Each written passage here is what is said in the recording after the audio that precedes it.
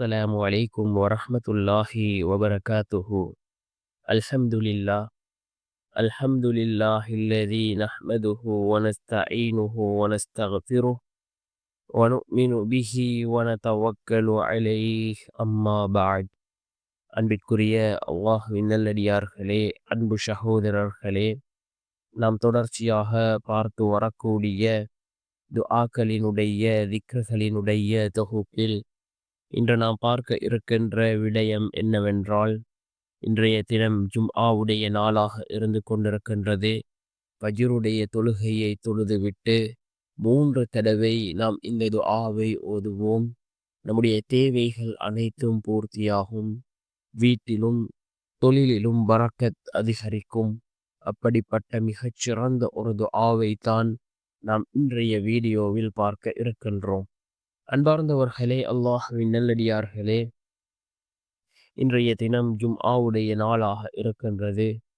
ரசூலுல்லாஹி ஸல்லல்லாஹு அலைஹி வஸல்லம் அவர்கள் கூறினார்கள், சூரியன் உதிக்கக்கூடிய நாட்களில் சிறந்த நாள் ஜும்ஆவுடைய நாள் என்பதாக அல்லாஹ்வினுடைய தூதர் ஸல்லல்லாஹு அலைஹி வஸல்லம் அவர்கள் கூறினார்கள்.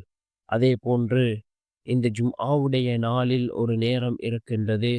அந்த நேரத்தில் நாம் கேட்கக்கூடிய துஆக்கள் அனைத்தும் அல்லாஹ்விடத்திலே கபூலாகும் என்று கூறினார்கள் அருமை நாயகம் ஸல்லல்லாஹு அலைஹி வஸல்லம் அவர்கள். அது எந்த நேரம் என்பது பற்றி இமாம்களுக்கிடையே பல கருத்து வேறுபாடுகள் இருந்தாலும், சில இமாம்களினுடைய கருத்து என்னவென்றால் ஃபஜ்ருக்கு பின்னால் உள்ள நேரம் என்பதாக சில இமாம்கள் குறிப்பிடுகிறார்கள்.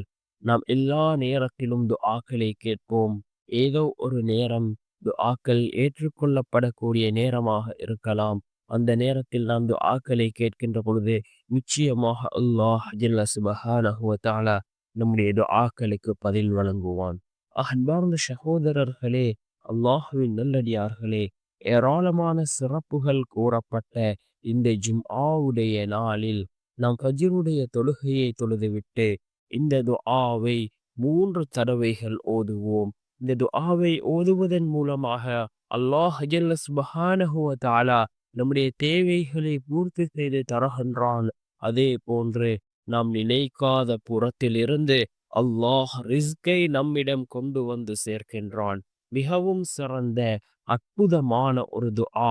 என்ன துஆ என்றால், அல்லாஹும்ம இன்னி அஸ்அலுக மின் ஃபضلிக வ ரஹ்மதிக فإنه لا يملكها إلا أنت. اللهم إني أسألك من فضلك ورحمتك فإنه لا يملكها إلا أنت என்ற இந்த துஆவை ஓதுவோம்.